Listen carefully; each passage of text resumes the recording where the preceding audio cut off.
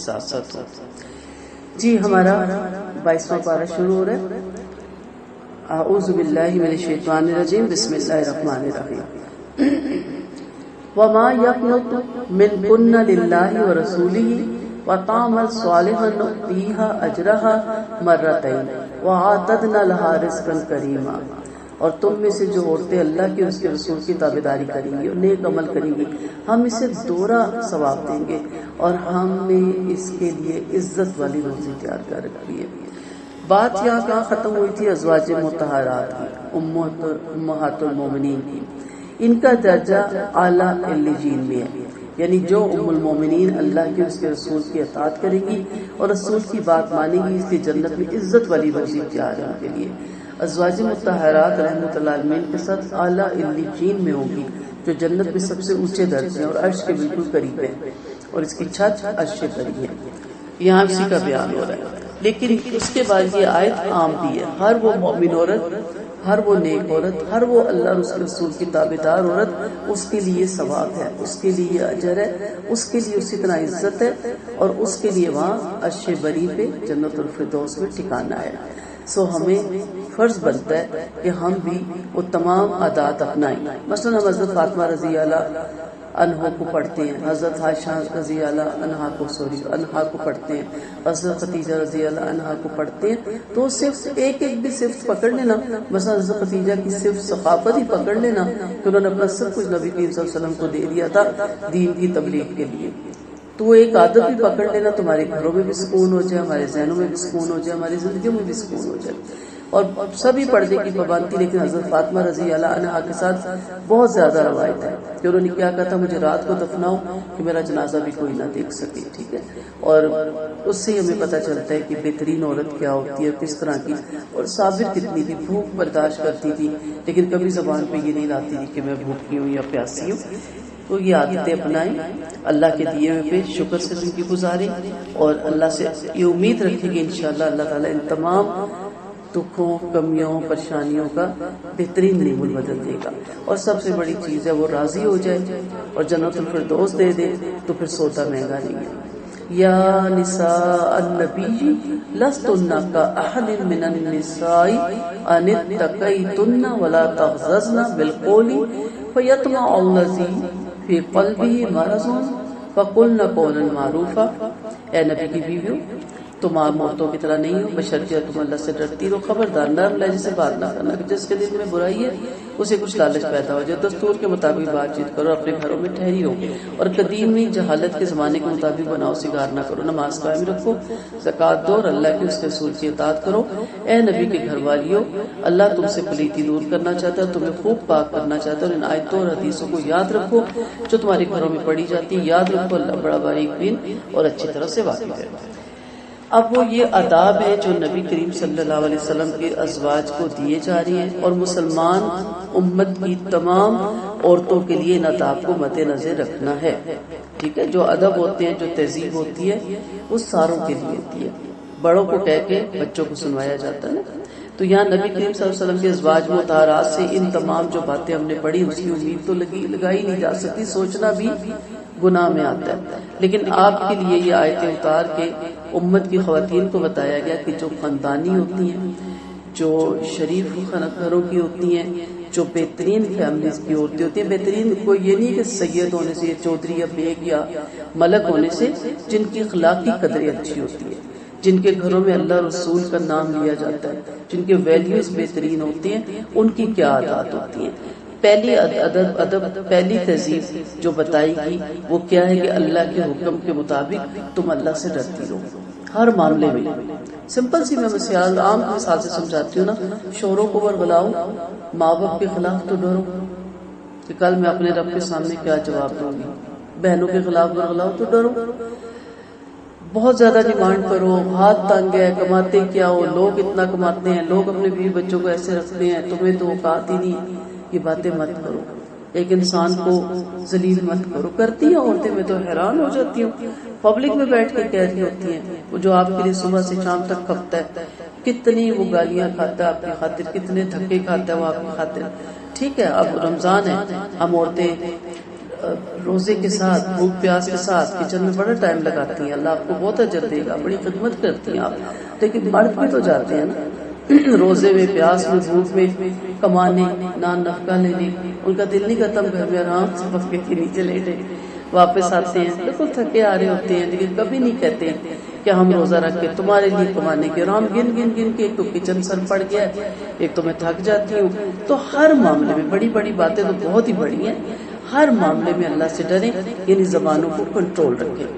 اللہ فرما رہے تمہیں یہ بات لائق نہیں ہے کہ تم معمولی عورتوں کی طرح ہو، یعنی چیپ باتیں، تھرڈ کلاس باتیں، گھٹیا حرکتیں، یہ گھٹیا لوگوں کو شوبہ دیتی ہے۔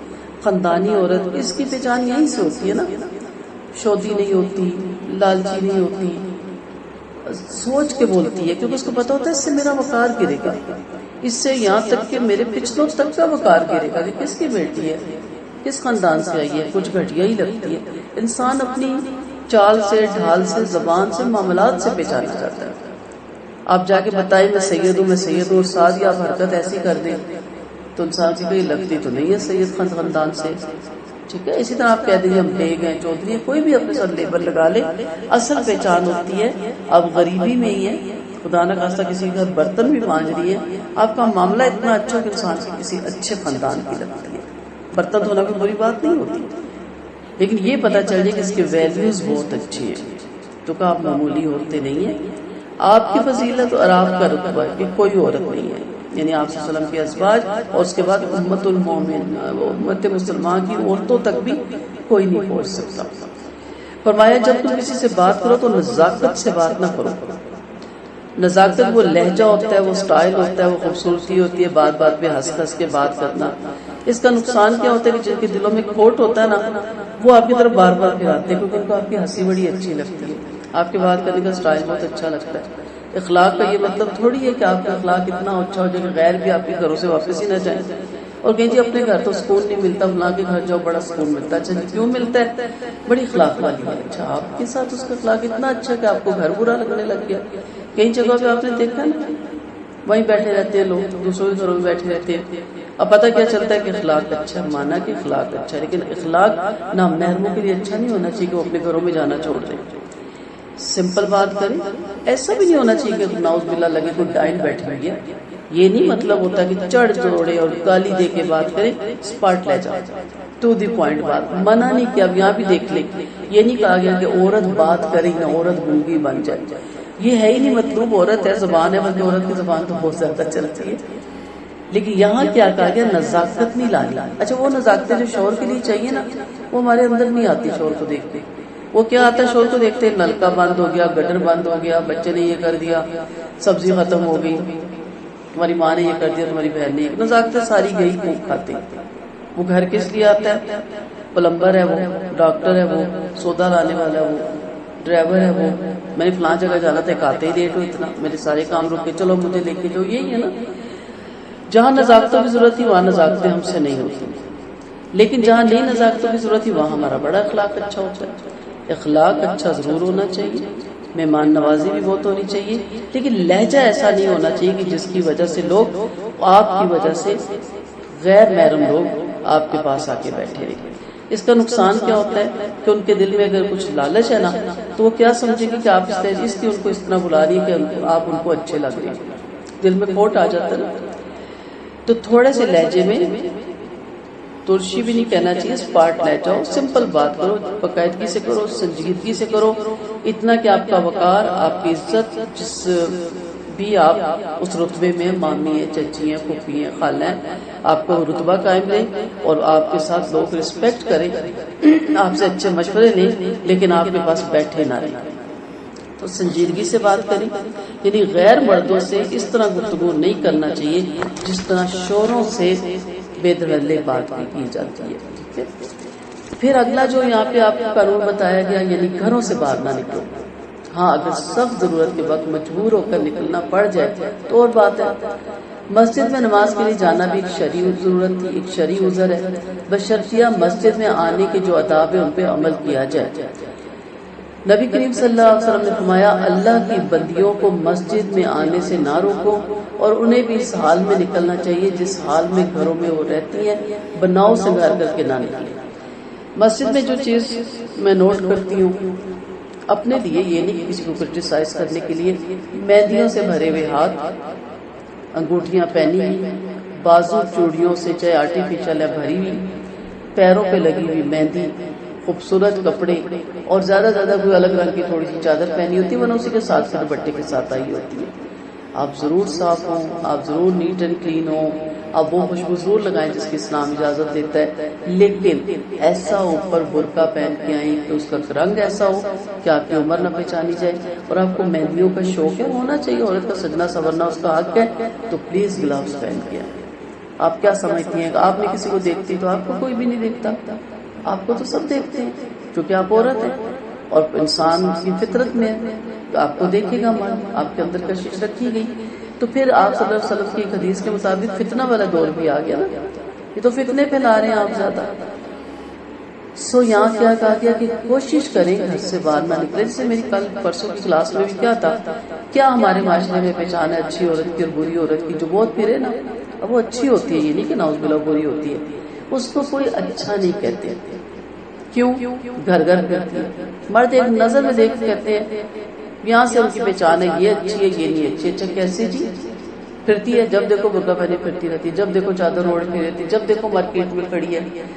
میں جب بچی کو اسکول چھوڑنے جاتی ہوں اور میں حیران ہوتی ہوں، باہر دودھ والے کے پاس کھڑی ہے، دودھ ڈلوا رہی ہے، اس سے باتیں کر رہی ہے، کیا حق ہے ہمارا کیا لگتا ہے اسے پوری گفتگو وہ بھی لگا ہوا باجی ہویا ضرورت پڑتی ہے؟ یہ گھروں کے اندر نہیں، اس طرح کے کام کوشش کریں کوئی ایسا سیٹ اپ ہو کہ آپ کو نہ دروازے میں جانا پڑے کوڑے کے لیے، دودھ لینے کے لیے، جتنا آپ اوائڈ کر سکتے۔ آپ دیکھیں گے اس طرح آپ کے اندر نا پھر ایمان کی حلاوت بھی آئے گی۔ نبی کریم صلی اللہ علیہ وسلم نے ان کے گھر فرمایا، ان کے گھر ان کے لیے بہت اچھے ہیں۔ پھر آپ صلی اللہ علیہ وسلم کا فرمان ہے، انس فرماتے ایک دفعہ عورتوں نے اللہ کے نبی سے آ کے کہا مردوں کو عورتوں میں فضیلت ہے اور وہ اللہ کی راہ میں جہاد کر کے اور بھی فضیلت لوٹ لیتے ہیں، ہمیں بھی کوئی ایسا عمل بتا دیجئے جسے انجام دے کر ہم بھی اللہ کی راہ کے مجاہدوں کے برابر ثواب حاصل کریں۔ فرمایا جو مسلمان خاتون گھر سے باہر نہ نکلے اور اپنے گھر میں رہے، وہ اللہ کی راہ میں مجاہدوں کا ثواب حاصل کر لیتی ہے۔ نبی کریم صلی اللہ علیہ وسلم کا فرمان ہے، عورت سراپا ایک پردہ ہے، جب وہ باہر نکلتی ہے تو شیطان اسے جھانکتا ہے، تاکتا ہے۔ یہ رب کی رحمت سے قریب اس وقت ہوتی ہے جب اپنے گھر کے اندر رہتی ہے۔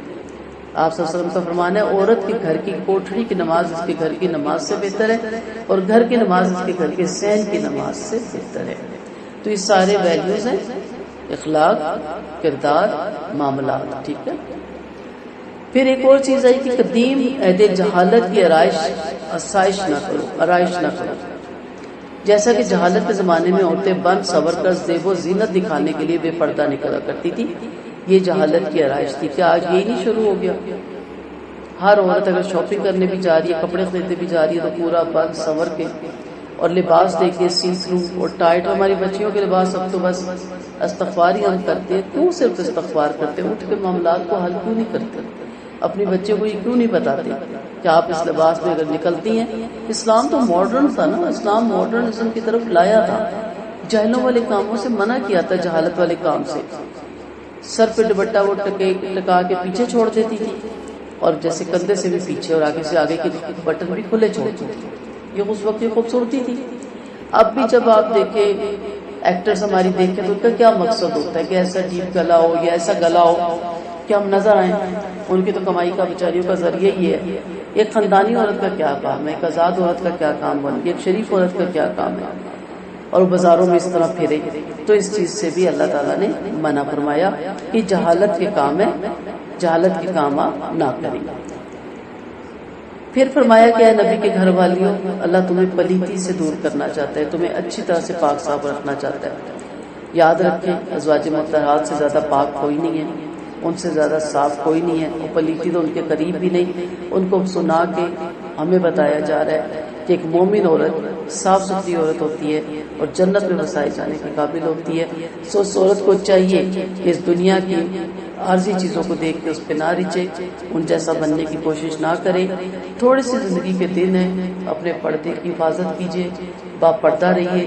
پردہ بھی ایسا نہ ہو کہ وہ مزید کشش پیدا کرے، اور پردہ اترے تو پتہ چلے نیچے تو کوئی شکل صورت نہیں تھی. جو دنیاوی معاملہ بتا رہی ہوں, عورت عورت ہی ہوتی ہے, ہر حال میں خوبصورت لگتی ہے, لیکن پردہ بھی ایسا ہو کہ آپ کی عمر چھپائے, ایسے کلر, ایسے برائٹ کلر یا ایسے ان پہ موتی یا ستارے نہ لگے ہوں. اور پھر کہا گیا کہ قرآن و حدیث پر عمل کریں, یعنی اللہ تمہارے گھروں میں اپنے رسول میں جو کچھ اتارا ہے وہ قرآن ہو یا حدیث ہو, اس پہ عمل کرتے رہو. اور اللہ کی اس نعمت عظمیٰ کو مد نظر رکھو جس کو تمہارے لیے مقصود فرمایا, کسی اور کو یہ نعمت نہیں دی گئی. تو وہی نبی کے صلی اللہ علیہ وسلم کے گھروں میں اترتی تھی, کسی اور گھر میں نہیں آتی تھی. اس لیے کہا کہ اس علم کو حاصل کرو. ابن جریر فرماتے ہیں اللہ تعالیٰ کی تم پر جو مہربانی ہے اسے یاد کرو, اس نے تمہیں اپنے گھروں میں رکھا, جان لگی آیتوں کی اور اس کے رسول کی حدیثوں کی تلاوت ہوتی ہے, اس لیے تمہیں اس نعمت پر اللہ کا شکر ادا کرنا چاہیے, اس کی تعریف کرنی چاہیے. تو شکر ہے ہم جیسے گناہ گاروں کے گھروں میں بھی قرآن کا ذکر ہوتا ہے, حدیث کا ذکر ہوتا ہے. اللہ نے ہمیں کہا کہ قرآن بنایا, ہمیں قدر کرنی چاہیے اس نعمت کی, کیونکہ دنیا کی سب سے معزز کتاب, سب سے بڑی کتاب, سب سے قابل احترام کتاب وہ قرآن ہی ہے. تو جس کے ہاتھ میں وہ آتی ہے وہ بھی قابل احترام ہونا چاہیے اور وہ بھی معزز ہونا چاہیے. ان المسلمین والمسلمات والمؤمنین والمؤمنات والقانتین والقانتات والصادقین والصادقات والصابرین والصابرات والخاشعین والخاشعات والمتصدقین والمتصدقات والصائمین والصائمات والحافظین فروجهم والحافظات والذاکرین اللہ کثیرا والذاکرات اعد اللہ لهم مغفرۃ واجرا کریما.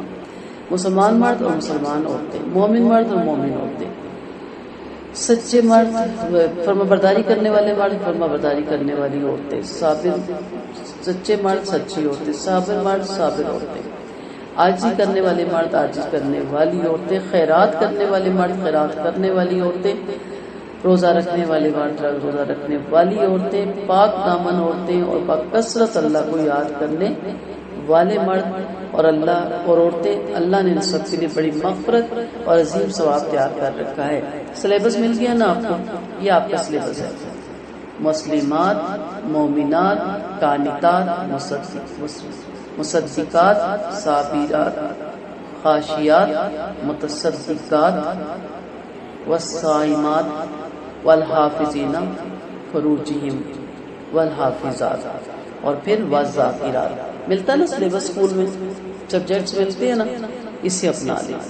ام سلمہ نے آپ صلی اللہ علیہ وسلم سے کہا کیا بات ہے مردوں کی طرح ہمارا ذکر قرآن میں نہیں آتا. ایک دن وہ کہتی ہے میں اپنے گھر میں بیٹھی ہوئی بالوں میں کنگھی کاری تھی کہ اچانک میں نے ممبر رسول پہ آپ صلی اللہ علیہ وسلم کی آواز سنی. میں نے کنگھی کیے بغیر بالوں کو لپیٹا اور اپنے حجرے میں آ کر آپ صلی اللہ علیہ وسلم کی باتیں سننے لگی. آپ نے اس وقت یہ آیتیں پڑھ کے سنائی. ہمیں دوسروں کے سلیبس میں چھلانگیں لگانے کی ضرورت نہیں. مرد کو کیا ملا, قوام کیوں ہے, اس کی سنگل کیوں گوائی ہے, اس کو ڈبل کیوں مل رہا ہے, وہ اس کا سلیبس ہے بھائی, وہ اس کا جواب دے بھی ہوگا, اس کو جو بھی مل رہا ہے. آپ اپنا سلیبس پکڑے نا.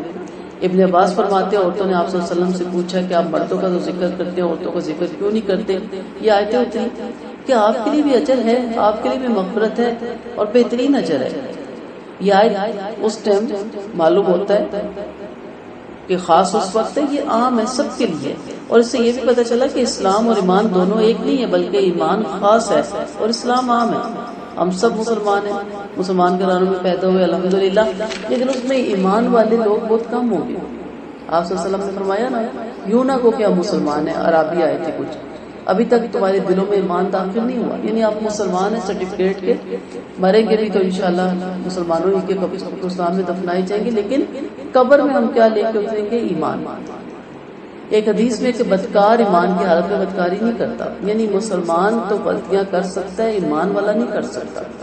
یعنی جس حالت میں وہ برائی کرتا ہے اس حالت میں اس کا ایمان سلب ہو جاتا ہے. اسلام کے بعد ایمان کا مرتبہ بہت بلند ہے, اس لیے ایمان کو مضبوطی سے پکڑیں. پھر یہاں سچ بولنے کا آپ جانتے ہیں کہ سچ کی کس قدر فضیلت ہے. آپ نے فرمایا جس نے سچ بولا اس نے نجات پا لی. سچ کو چمٹ جانا چاہیے کیونکہ سچ نیکی کی راہ دکھاتا ہے اور نیکی جنت کی راہ دکھاتی ہے. جھوٹ سے بچتے رہے کہ کوئی جھوٹ بدکاری کی راہ دکھاتا ہے اور بدکاری جہنم کی طرف لے جاتی ہے. انسان سچ بولتے ہیں اور اس کا دھیان کرتے کرتے اللہ کے نزدیک صدیق لکھ دیا جاتا ہے. اسی طرح انسان جھوٹ بولتے بولتے اور اسی کے ساتھ لگے لگے اللہ کے نزدیک کاذب لکھا جاتا ہے. یہ ساری حدیث کے مفہوم ہے نا. تو مت جھوٹ بولیں دنیا کے تھوڑے تھوڑے فائدے کے لیے, مت جھوٹ بولیں, یہی رہ جائے گا. پھر صبر کا بیان ہے. صبر کرنے والی عورتیں ثابت قدم رہتی ہیں. صبر حق پہ جم کر رائے حق کی ہر دشواری برداشت کرنے کا بھی نام ہے. مصائب پہ بھی صبر کرے. یقین رکھیے کہ پیشانی کی تحریر تو ضرور پیش آئی ہے، اس لیے ثابت قدمی یعنی جو اللہ نے نصیب میں لکھا خدا پیشانی سے ہر تکلیف کو سہ لیں. ایک قابل تعریف عادت ہے یہ. ابتدائی صدمے کے وقت صبر بڑا دشوار ہوتا ہے، لیکن اصل صبر یہی ہے. بعد میں تو مجبوراً انسان صبر کرتا ہے. پھر خشوع، سکون، اطمینان، دل جمعی، تواضع، فرقنی، مسکینی، ہر چیز اس میں آتی ہے. اس کا باعث اللہ کا خوف اور اس بات کا یقین ہے کہ اللہ ہر شخص کو دیکھ رہا ہے. اس لیے اللہ کے رسول صلی اللہ علیہ وسلم نے فرمایا کہ اس طرح اللہ کی عبادت کرو جیسے تم اسے دیکھتے ہو. اگر یہ مقام حاصل نہ ہو تو اللہ تو تمہیں دیکھ ہی رہا ہے. پھر صدقے کا بیان ہے. اس کے بارے میں بے حد حدیثیں پڑھتے ہیں. فرمایا صدقہ کرنے والے مرد اور عورتیں. صدقہ محتاج اور کمزوروں کے ساتھ حسن سلوک کا نام ہے، جس کی نہ کوئی خود اپنی کمائی ہو نہ اس کے لیے کوئی کمانے والا ہو. ایسوں کو اپنی ضرورت سے بچے ہوئے مال میں سے اللہ کی رضا کی خاطر اور احسان کے طور پر کچھ دے دیا جائے. آپ صلی اللہ علیہ وسلم نے فرمایا قیامت کے روز جب چھاؤں نہیں ہوگی، حق تعالیٰ 7 قسم کے آدمیوں کو اپنے عرش کی چھاؤں میں جگہ دیں گے. ان میں سے ایک وہ بھی ہوگا جس نے چھپ کر اس طرح خیرات کی کہ بائیں ہاتھ کو سیدھے ہاتھ کے خرچے کی خبر نہ ہو. آپ کا فرمان ہے کہ صدقہ گناہوں کو اس طرح بجھا دیتا ہے جیسے پانی آگ کو.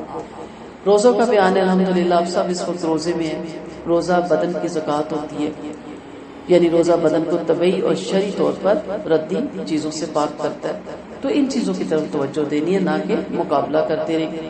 پھر شہوت کو بھی توڑتا ہے روزہ. اس کے بارے میں بہت ہم نے حدیث سے پڑھی. نوجوانوں کو کہا گیا کہ اگر آپ نکاح کرنے کی استطاعت نہیں رکھتے تو آپ روزہ کثرت سے رکھیں.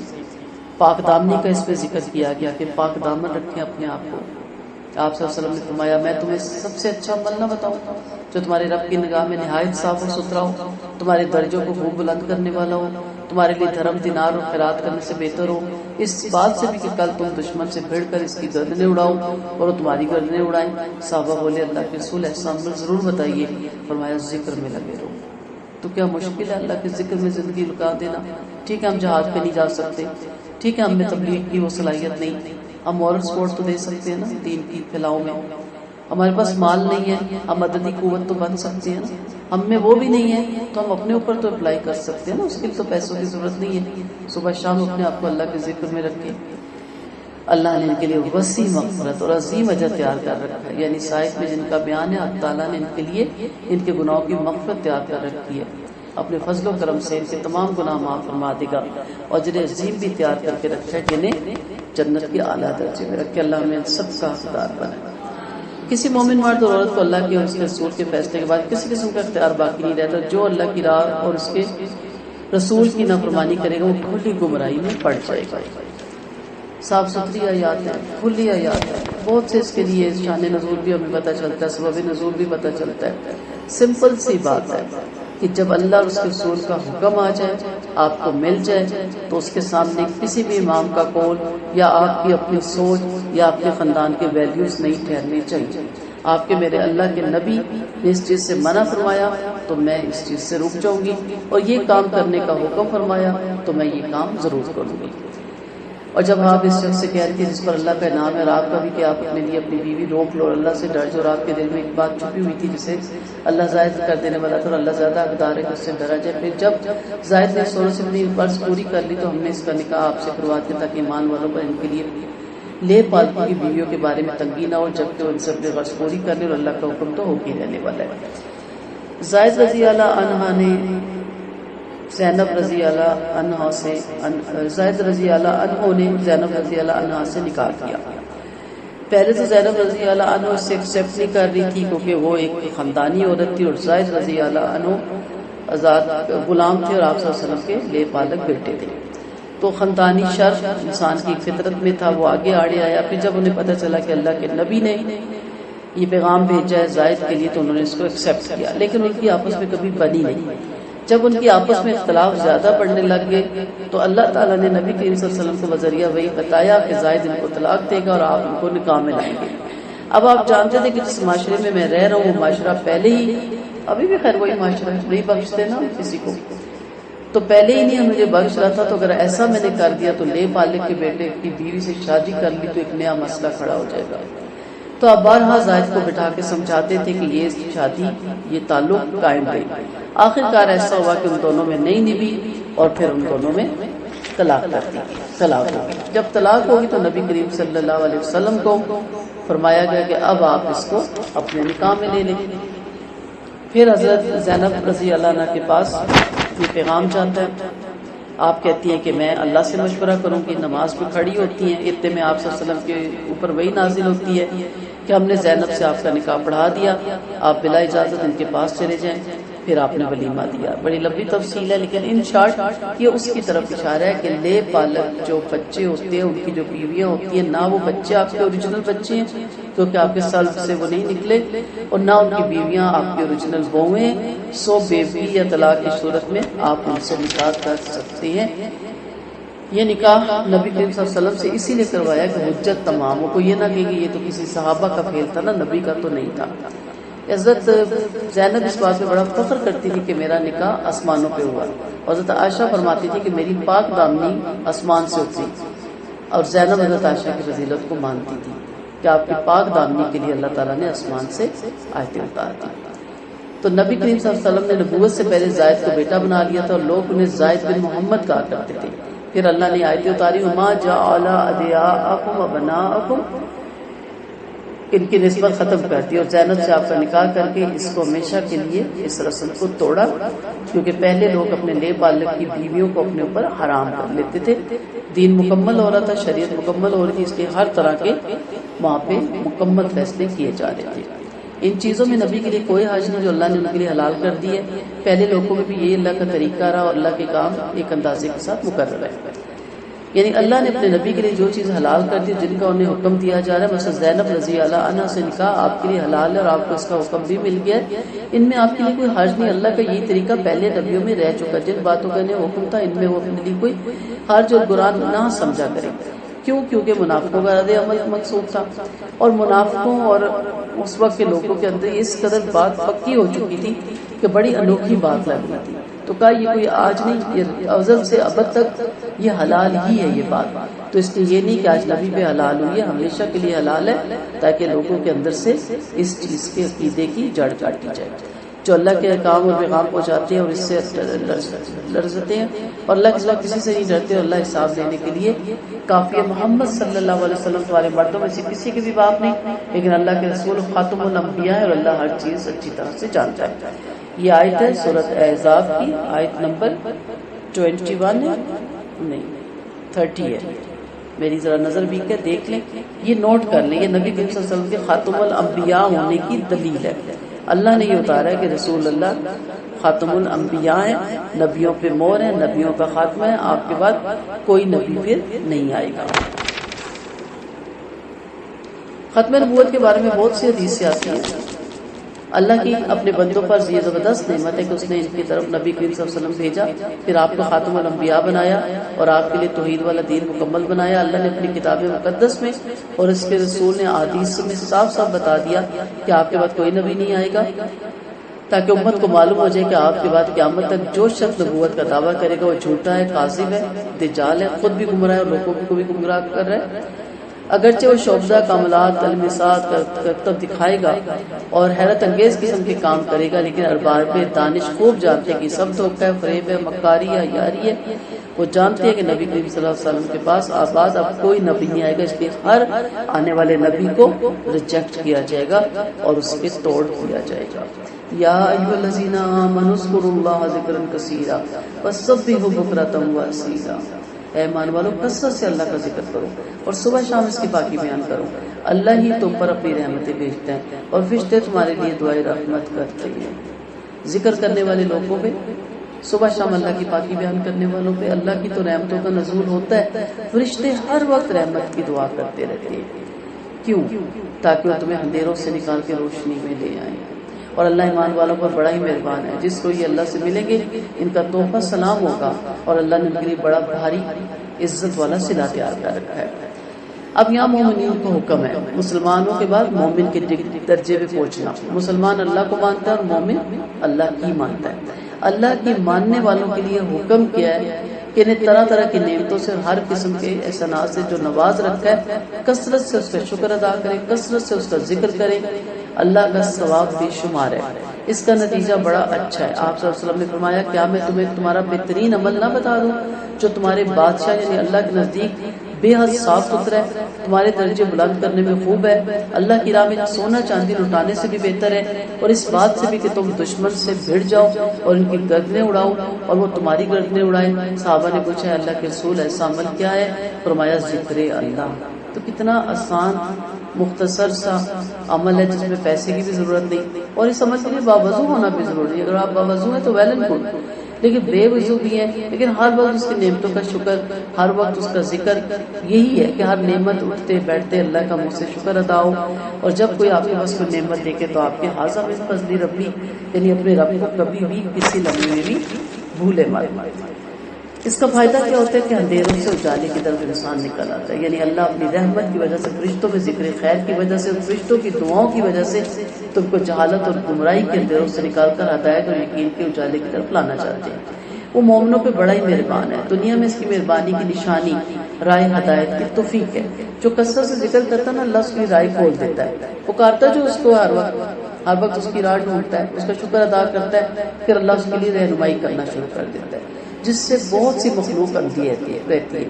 الحمدللہ اس نے ہمیں سیدھی راہ دکھائی جس سے لوگ بھٹک گئے تھے، اور الحمدللہ اس سے جو کہ کافر مشرک و بدعتی اور سرکش بہک گئے تھے، اللہ تعالیٰ نے مہربانی فرما کے مسلمانوں کو اس سے امن میں رکھا۔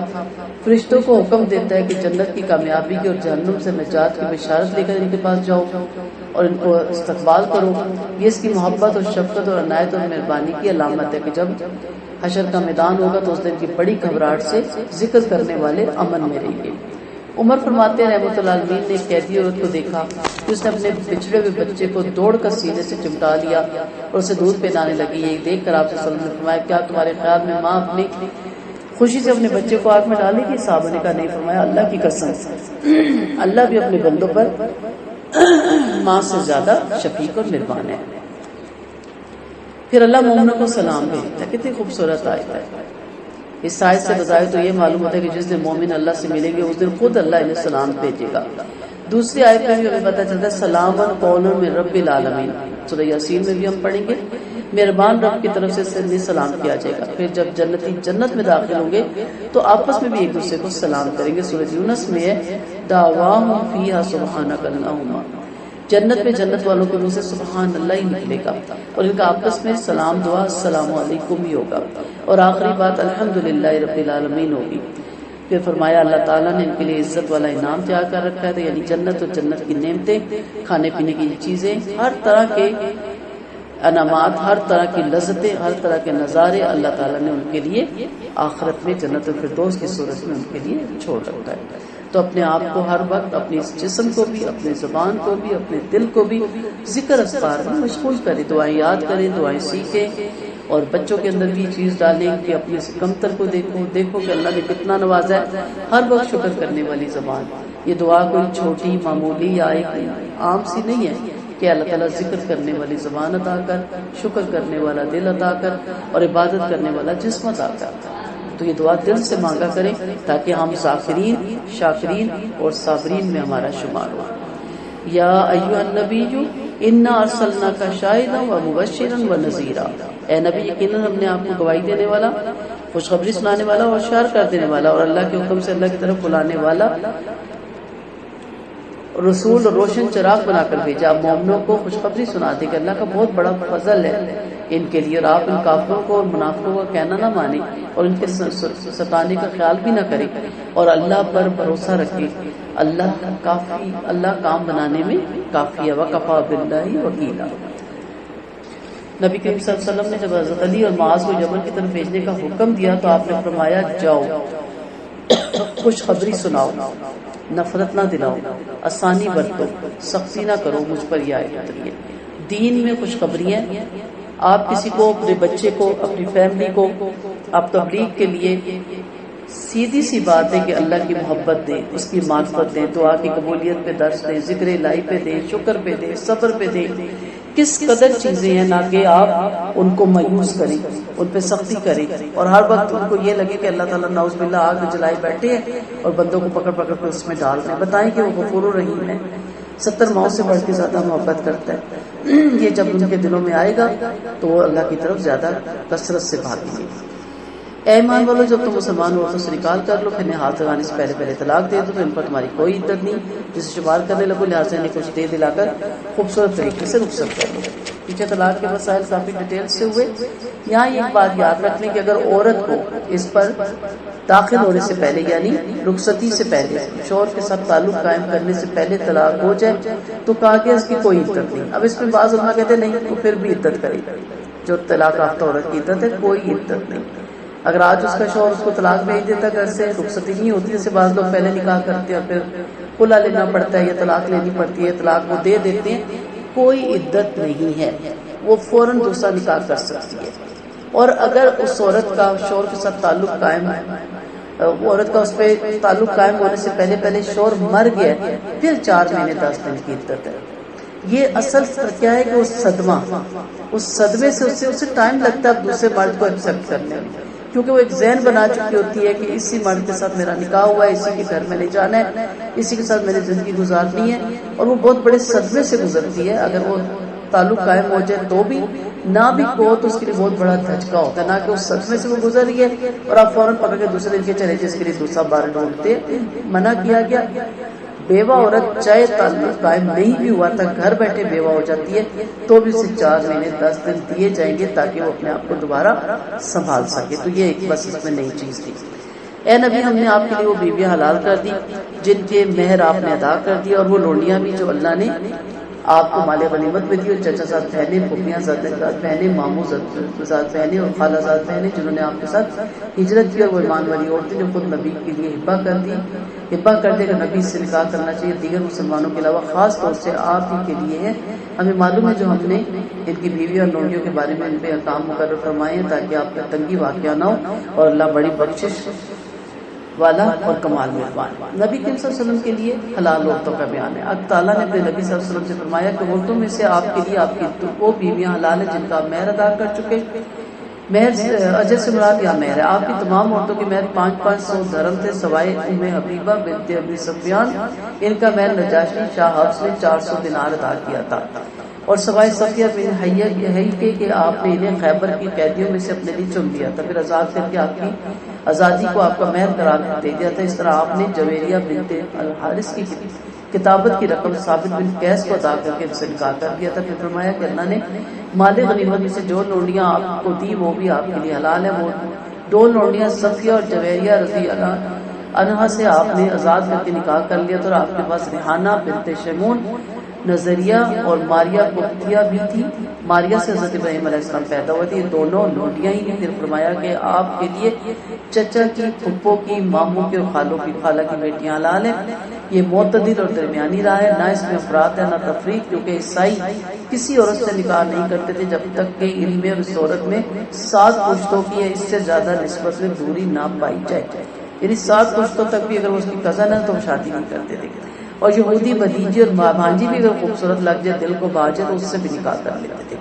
ہماری شریعت جو کامل ہے عیسائیوں کی افراد کو مٹا دیا، چچا، پھوپھی، ماموں کی بیٹیاں اور خالہ زاد بہنیں حلال کر دی، اور یہودیوں کی تفرید کو مٹا دیا، بھتیجی اور بھانجی حرام کر دی گئی۔